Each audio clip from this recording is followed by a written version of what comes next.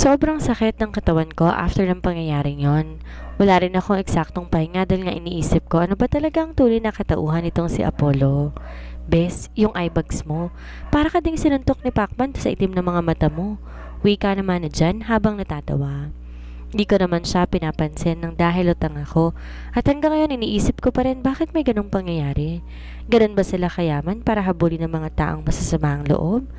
Ang alam ko, may mga kalaban lang na ganon yung mga taong malalaki ang kumpanya, sikat sa larangan ng business. Hey, are you okay? Ba't di ka malang nagsasalita dyan? Lalong babaho yung hininga mo, sambit na dyan.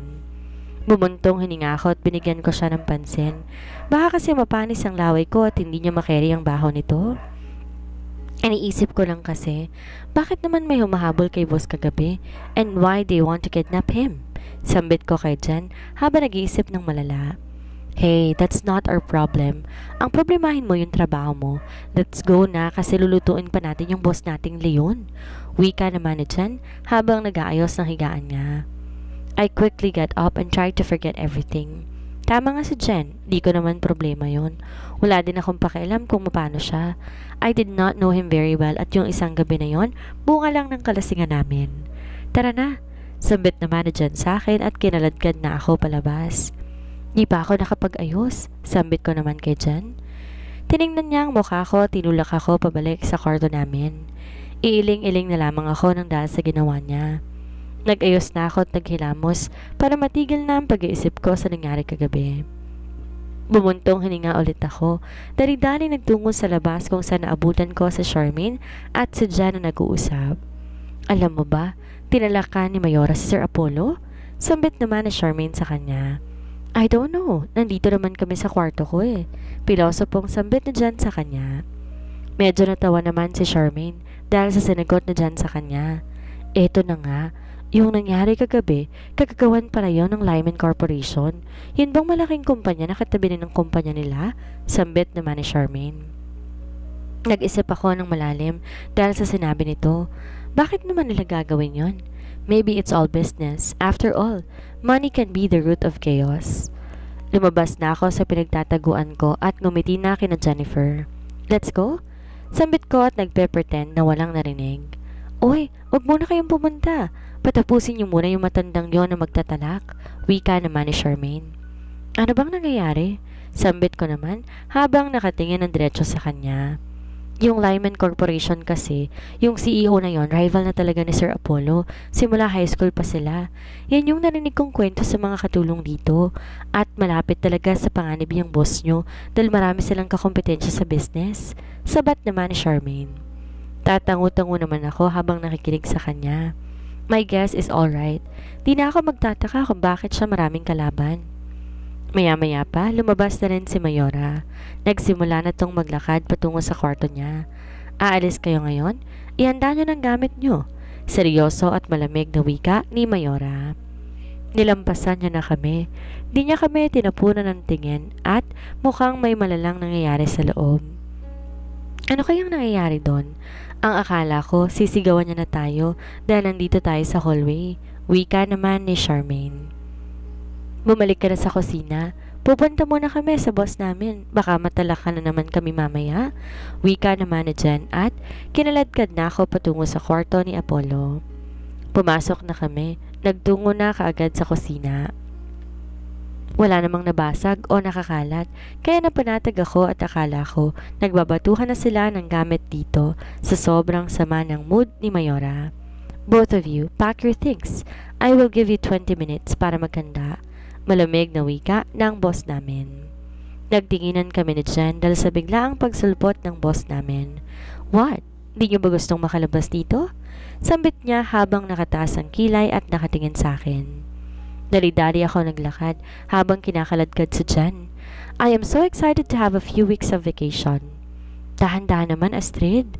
Wika niya pero di ko na siya pinakinggan dahil excited ako sa paglabas namin dito for the first time. Agad-agad kami nag-impake ng mga gamit namin. Is it enough? Sambit ko habang nakatingin sa dalawang suitcase ko. I guess so. 2 suitcase din naman ang dinala ko. Sambit naman ni Jen. Nagmamadali kaming magbihis at agad-agad naglagay ng makeup sa mukha. Hindi pwedeng dugyot kami sa vacation na to. 25 minutes na, sambit na dyan. Kaya nagmamadali na kaming lumabas at sakto, pagbukas ng pinto, si Henry ang sumalubong sa amin, nakangiti ng malapad. Ang ganda, sambit niya naman. Napakunot noo ako sa sinabi niya. Akin na yan. Wika naman niya at kinuha mga suitcase sa dala namin. Kahit nahihirapan siyang magbitbit, hindi man lang siya nagreklamo. Nagmamadali din kaming bumaba na dyan at nagtungo na sa parking lot. 20 minutes lang binigay ko sa inyo, wika ng boss namin. Binuksan niya ang bintana ng kotse at nakatingin sa amin na masama. Sorry sir, we have a lot of things to pack po kasi. Wika na dyan. Agad namang sinara ni Apollo ang pinto na parang pinapahiwatig niyang wala siyang pakialam sa sinasabi ni Jen sa kanya. Umirap na lang ako sa inasta niya. Maya-maya pa dumating na rin si Henry. Nilagay na ang mga gamit namin sa likuran. Sumakay na ako sa kotse. At sino nagsabing tumabi ka sa akin? Tanong ni Apollo habang nakataas ang kilay. Saan ba dapat ako pupwesto? Wika ko naman. Mumuntong hininga siya at umurong na lamang. Uurong naman palang dami pang sinasabi ng lalaking to. Tahimik lang naging biyahe namin, walang nagtangkang umimik. Unti-unting bumigat ang mga talukap ko nang dahil sa sobrang tahimik, nakatulog na lamang ako. Dahan-dahan akong nagmulat ng mata. Hoy, Bes! Dinig ko agad ang tinig na dyan. Gusto ko pang matulog dahil wala akong sapat na pahinga. Ano ba naman to? Hoy, ano ka ba? We're here na uy, nagtatransform na naman na boss natin sa pagiging monster niya. Sambit na dyan, kaya minulat ko ang mata ko at pinahira ng bibig ko. Ang ingay mo. Reklamo ko at inayos ko ng sarili ko. Ang tagal mo eh. Ang daming gwapo dyan sa labas, sinihintay ka. Super nakakaya ka talaga. Wika na dyan sa akin. Kumunot no ako dahil sa sinabi niya. Di ko naman alam marami pala kaming magbabakasyon ngayon. Bumaba na ako at sumunod na kay Jen. Nabigla na makita ko ang mga nilalang na ayoko nang makita kahit gwapo pa ang mga ito. Oh hi Astrid, sambit ng isang lalaki. Pamilyar naman siya sa akin pero hindi ko masabi kung anong pangalan niya dahil hindi ko maalala kung saan ko siya nakita. I guess you did not remember my handsome face. Wika niya habang nakangiti ng malapad sa akin. You're right, sambit ko sa kanya. Bricks, wika naman niya. Inalala ko at bigla akong naalala ang lalaking nakasama ko sa party na madaldal. Ah, ikaw pala yun, sambit ko na lang. Wala akong kaganagana dahil kagigising ko pa lang. Let's go, sambit ni Apollo. Kunot ang noong nakatingin sa akin. Oh, inano ko na naman tong boss ko. Lagi na lang mainit ang ulo sa akin. Nagtungo na kami sa yate. Si Henry umuwi na dahil daw siya pwede magtagal dito. Bes, ang gagwapo ha. Pwede bang magtagal dito? Nabubusog yung mata ko eh. Malanding wika na Jennifer. Sinipa ko ng bahagya ang paa niya dahil sa kahibangan niya. You shut up. Sambit ko at umupo na sa tabi niya. Nakaupo lang kami habang nakatingin sa kalmadong karagatan. Bes, alam mo, marami nagbago mula nang dumating tayo sa buhay ng mga Adams. Wika naman niya sa akin. Kumunot ang noo ko sa sinabi niya. Di ko na malayan, marami pala. Sambit ko dahil di ko naman talaga alam. Masyado kasi akong focus sa masasakit na ginawa sa amin dito. You are so nonchalant naman, wika niya sa akin. I just don't want to be happy here. You know naman, diba? May goal ako kaya ako pumayag sa pinagawa ni Grandma sa akin. Wika ko kay Jen. Mumuntong hininga naman siya sa akin. You know, Astrid, di ko maintindihan kung bakit kating-katik ang umalis sa poder nila. Wika naman ni Jen. Sa totoo lang, ayoko naman talagang umalis sa poder nila, pero kailangan kong gawin dahil may kailangan akong hanapin. You don't understand, Jen. Papaliwanag ko na lang kapag makukuha mo na ang mana ko. Wika ko naman habang natatawa. I'm so confused, sambit niya sa akin. Huwag mo nang isipin yon. It's my problem, not yours. Wika ko naman sa kanya. Maya-maya pa nakarating na kami sa island na sinasabi ng boss namin. Bumaba na ako. Ganun din sa Jen at tinulungan kami ng bangkerong makababa. Maayong pag-abot sa Isla Buenavista. Magandang pagdating dito sa Isla Buenavista. Sambit na isang bangkero. Iho Apollo, kamusta ka man? Wika niya habang may malapad ng ngiti kay Apollo. Ayos lang Mang Selo. Kayo, kamusta dito sa isla? Balik niyang sambit sa manong. Okay lang naman kami dito. Masayang naghihintay sa inyo yung mga kasama namin. Wika naman niya. Ngumiti siya. Marunong pala siyang ngumiti at gumalang Kala ko, puro kasungitan lang nasa katawan niya. Hey, he's going to melt. Bigla akong napatingin sa likuran ko, nakita ko si Brix na nakangiti sa akin. Pwede pa kilayon ng konti yung mukha mo sa mukha ko? Lapit-lapit kasi, wika ko kay Brix. Natawa siya sa sinabi ko. Bakit ka ba aligid ng aligid sa akin? Sambit ko, dahil nabubisit na ako sa pagmumukha ng lalaking to. Ang daldal pa, parang di naubusan ng salita. I just want to know more about you, wika naman niya sa akin. Kumunot naman ang noo ko dahil sa sinabi niya. Ano bang nakain ng lalaking to at gustong malaman ng walang kwentang buhay ko? Just focus on your life. Wika ako naman, tsaka sumunod na kay Jennifer na nasa gitna ng mga friends ni Apollo. Nauna na kasi yung boss namin, kasama si Marcelo kaya kami nilang nandito. Hoy Astrid, huwag mo kong iwan. Sigaw naman ni Brix at tumakbo patungo sa akin. Hindi ko talaga alam kung anong makausap ng isang to. Mag-ingat lang ako at baka may gagawin tong masama sa akin. I am just kidding kanina. Wika naman niya habang hinihingal. Okay, malamig kong sambit. Galit ka ba sa akin? Tanong niya naman. No, I'm not. At pwede ba? Pakizip ng mouth mo? Wika ko naman. Nag-zip mouth naman siya sa akin. Iiling-iling na lamang ako habang natatawa sa pinaggagawa niya. Maya-maya pa nakarating na kami sa kinaroroonan nila Apollo. Nabigla ako na makakita ko ng matatanda. Marami sila at may mga bata din. Ang ganda mo naman, Iha. Nobyo mo ba ito, Brix? Tanong naman ng matanda na kulot ang buhok. Iiling na sana ako nang bigla magsalita si Brix. Oo, sambit niya, habang nakangiti ng malapad sa akin. Magkatabi lamang kami, kaya kinurot ko siya agad sa tagiliran niya. Aray! Bagya niyang sigaw. Okay ka lang ba, Iho? Tanong ng matanda kay Brix. Pilit naman siyang ngumiti habang nasasaktan. Ahem! Mukhang may magkakadevelopan dito. Wika naman na matangkad nilang kasama. Gwapo rin ito, matipuno ang katawan. Pustahan bro, mapapasagot siya ng oo agad dyan kay Brix. Biro naman ng isa pa. Napakunot na lamang ang noo ko dahil sa sinabi niya. Stop teasing her. Maotoridad na wika ni Apollo, kaya naman napatingin ako sa kanya. Nagsiselos ka ba? Biglang biro ni Brix sa kanya. Namula naman siya, hindi ko alam kung nahihiya o nagagalit. Gusto mo bang matulog ng buong araw dito sa kubo? Sambit naman niya kay Brix. Nagbibiro lang naman, wika naman ni Brix. Umupo na kami sa upuan, may long table at kita mula dito ang kalmadong karagatan. Maraming nakahaing pagkain dito kaya nakakatakam. Hoy, ano yun? Bulong na wika na dyan sa akin. Kumunot ang noo ko dahil sa sinabi niya sa akin. Ano? Takang tanong ko kay Jan. Yung nobya thingy? Wika naman na Jan habang kinikilig. You shut up. He's just kidding. This morn's love joke. Sayaan mo na. Wika ko naman. Tinignan ko naman si Brix. Carry na din. Sambit ko kay Jan. Napatili naman siya ng dahil sa kilig. Natawa na lamang ako ng dahil sa inasta niya. Andito na kami sa room namin ni Jan. Nakaseparate kami ng room dahil kami lang dalawa ang babae at puro mga boys na ang kasama namin. Nag-ayos muna ako at nagsuot na maikling short. Gusto kong maglibot dito sa isla. Sasama ka ba? Tanong ko naman kay Jan. I'm so tired kasi. Wika naman ni Jan. You're so maarte naman.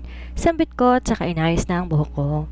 Nagpaalam na muna ako sa kanya na maglilibot-libot lang muna ako ngayon para naman mawala ng konti yung stress ko sa mga kasama namin.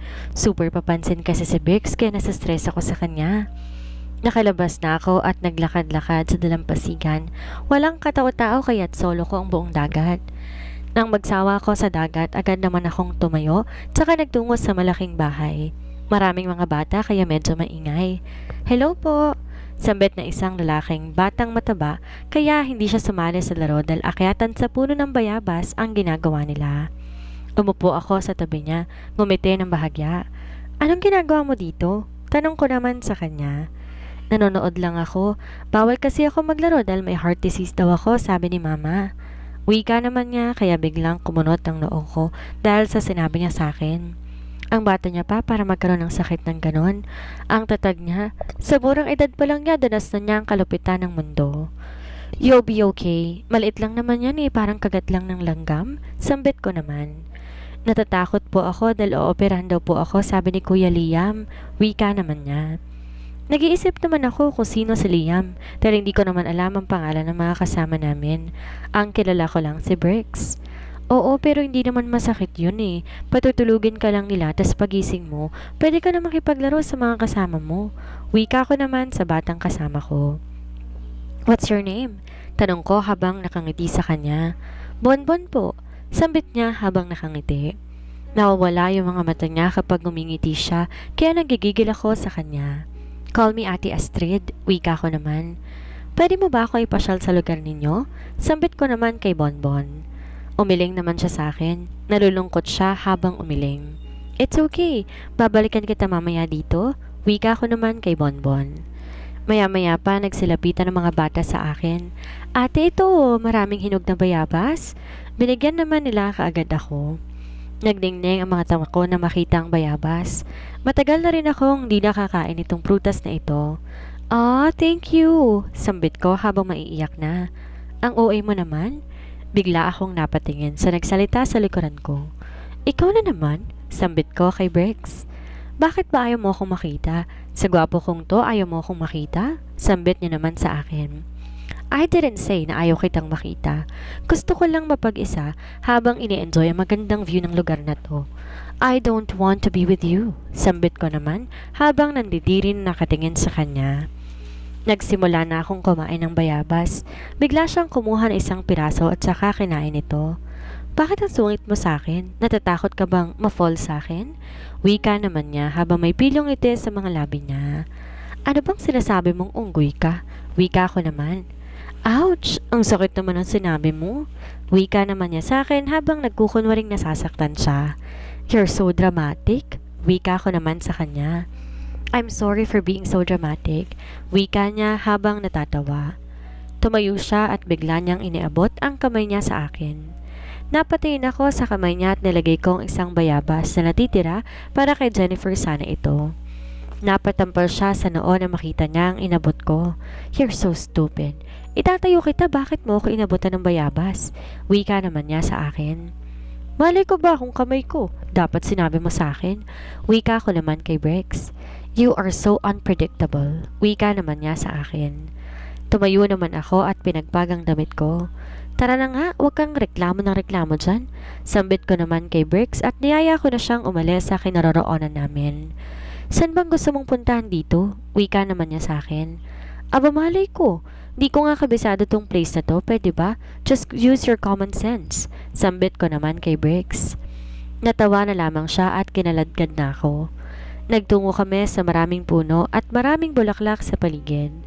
Walang katao-tao dito kaya kinakabahan ako, baka may gagawing masama itong si Bricks. Hindi ako gagawa ng kalokohan tulad ng iniisip mo ngayon. Wika niya habang natatawa.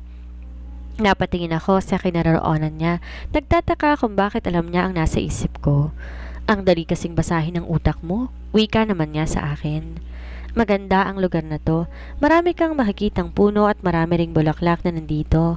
Maraming butterfly din na nagsisiliparan. May nakita akong kubo na nasa gilid lang, kaya nagtungo kami ni Bricks doon. Maganda ito. May mga Bermuda grass tsaka maraming nakasabit na bulaklak sa gilid nito. Dito kami madalas nagtatambay kasi maganda at maaliwalas, malayo sa gulo. Wika naman ni Bricks habang nakangiti na nakahiga sa Bermuda. Wala kasing upuan at walang lamesa. Tanging Bermuda grass lang nandito tsaka yung roof lang. Sa bagay, maganda naman ang lugar na to. Ngayon lang din ako nakabalik sa island. Wika ko naman habang nakangiti. You really look familiar. I don't know kung nakita na ba tayo noon or what. Basta, sobrang familiar mo sa amin. Wika naman niya. Hindi hindi niyo ako kilala. Di nga kita kilala eh.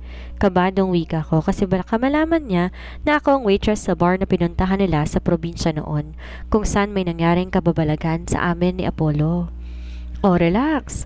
Wala naman akong sinabing kilala kita. Wika naman niya sa akin habang natatawa. Nga pala, nasan yung kasama mo? Wika naman niya sa akin. Si Jennifer? Sambit ko kay Bricks. Bigla naman siyang tumingin sa akin at itinaas baba ang kilay niya. Nasa kwarto, bakit? Sambit ko naman. Tumayo siya mula sa pagkakahiga. May favor ako sa'yo. Pwede bang wika naman niya. Mukhang nag-aalangan pa siya sa sasabihin sa akin. Ano ba? Sabihin mo na. Maliit lang pasensya ko kaya bilisan mo. Wika ko naman kay Briggs. I think crush ko siya pero sa atin lang to ha. Wika naman niya sa akin. Napatawa naman ako nang dahil sa sinabi niya. Kaya pala sunod ka ng sunod sa akin dahil pala kay Jen. Wika ko naman habang natatawa. It's not funny ha, pero pahingi naman ang number niya. Wika naman niya sa akin. Sure, sambit ko at ibinigay ang number ni Jennifer. Yes, magkaka-love life na rin ang best friend ko. Nakangiti ako ng malapad. Simula ng confession ni Briggs, hindi na ako galit sa kanya dahil alam ko na kung bakit papansin siya sa akin. Pero bigla akong napatigil dahil na-realize ko, one day pa lang niyang nakita si Jen, bakit bigla niya na tong naging crush? Oh my G! Bakit di ko naisip to? Baka pagtripan nilang best friend ko. Sambit ko at patakbong nagtungo sa kwarto namin. Alas 5 na pala ng hapon kaya alam kong tulog iyon. Agad-agad akong nagtungo sa kwarto namin at hinanap ang cellphone ni Jen. Buti nga tulog siya ngayon. From 09. Hi beautiful, you know you caught my attention. Bigla namang nanlaki ang mata ko na may kumuha sa cellphone na hawak-hawak ko. Sino to? Wika naman niya habang nagkukusot ng mata. Hindi ko alam, nagring lang yung cellphone mo eh. Wika ko naman habang may tawang napipilitan lang. Secret admirer ko ata to eh. Masayang wika niya at nireplyan niya naman. Sinubukan kong agawin ang cellphone niya dahil ayaw ko mapagtripan siya pero sobrang mapilit ang isang to. Ano ka ba? Di ka ba masaya para sa akin? Think, magkaka-love life na ako for after na matinding pain. Masayang wika niya. Napahilamos na lamang ako ng mukha dahil sa sinabi niya. Kasalanan ko to eh. Bakit ko ba kasi binigay agad? Hindi ko naisip yon. Ano ba, Astrid? Do not be too jealous. Di naman ako mawawala ng time sa'yo eh, kahit magkakaroon man ako ng jowa. Sambit niya naman habang kinikilig. Napangawi ako dahil sa sinabi niya. Bakit hindi ko naisip na madaling ma-attach tong bestie ko at super dilulo niya pa? Gusto ko na lang magpalamon sa lupa. From unknown number. Your smile shines like a star and I want you to be happy forever. Kaya, be with me? Masayang wika na Jen habang kinikilig. Hinahampas-hampas niya pa ako. Wala naman akong reaksyon dahil iniisip ko paano patigilin si Brick sa kalokohan niya. Kung sasaktan niya ang best friend ko, makakatikim siya sa akin ng matinding punch. Are you okay? Ano ka ba? Malapit na ako ikasal. Sigaw niya habang hinahampas-hampas ako. Napasubsob na lamang ako sa unan dahil sa sobrang delulo ng kaibigan ko. Wala pa ngang 5 hours silang nagte-text sa isa't isa. Kasal agad? Help my delulu friend. She's hopeless. Sambit ko habang nagkukunwaring maiiyak. Hey, I'm not delulu. Wika naman niya. See? Sambit niya at pinakita niya naman ang convo nila. From Jen. To secret admirer, soon to be husband. Pakasalan mo na ako please para madiligan naman ang sampagita ko. What the? Sambit ko habang napatampal sa noo ko na makita ko ang itinext niya.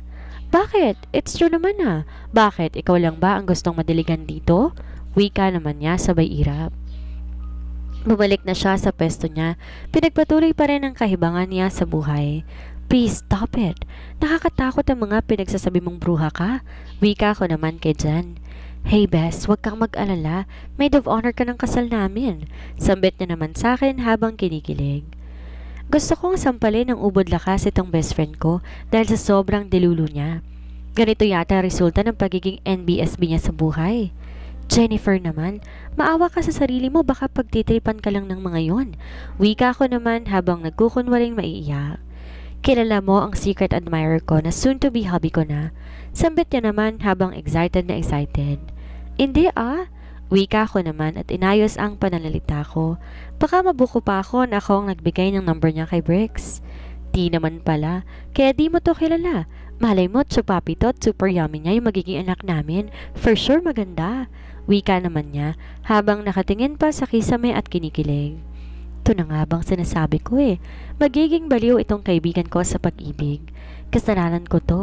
Bakit ba kasi ako nadala sa excitement ko at hindi ko inisip na dilulo tong kaibigan ko? Hey bitch, calm down. Wala pa kayong one day ha at hindi mo siya boyfriend. Wika ko naman. Kinuha ko ang cellphone niya na makita ko ang text message, muntik na akong sumigaw ng malakas. From secret admirer, soon to be husband. Oo, sinasagot na kita. You really take it seriously? Sambit ko at nakapamewang na ako nang dahil sa kagagawan niya. Bakit hindi pa pwede? You know, I really know na he is my soulmate. Wika naman niya habang kinikilig. Ah, God, help my delulu friend. Mamamatay ata ako nito. Wika ko naman at sinubsob ang mukha ko sa unan nang dahil sa pagsisisi kung bakit kasi binigay ko pang number niya. Nabulabog lang naman kami nang may kumatok sa kwarto namin. Mga ma'am, labas na po kayo kasi kakain na, tawag sa amin.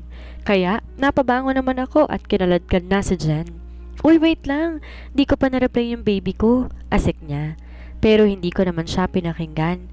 Kinaladkad ko na siya at dali-dali ko na siyang hinila patungo sa dining area. Ilang minuto lang nakarating na kami doon. Napatingin naman sila sa amin. Gutom na ako. Ang tagal nyo naman eh. Mga babae talaga, sobrang babagal. Reklamo naman ng isang kasama nila. Di ko naman alam kung ano ang pangalan niya kaya hindi ko na lang siya pinansin. Ang taray mo talaga, reklamo naman niya. Bricks, dyan ako sa tabi mo. Wika ko naman. Nakatingin lang si Apollo sa akin at hindi umimik. Ayoko.